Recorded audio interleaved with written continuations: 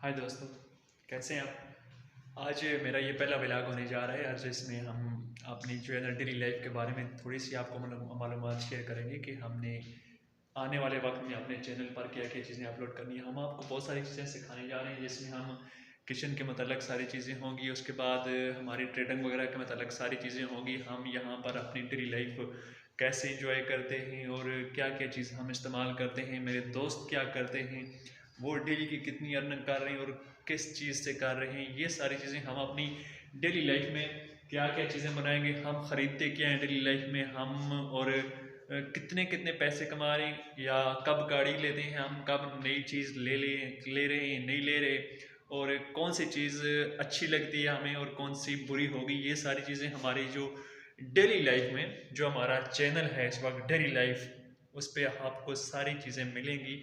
तो हम जो है ना आपको हर चीज़ की अवेयरनेस देते रहेंगे साथ साथ इसी चैनल के ऊपर। बहुत शुक्रिया।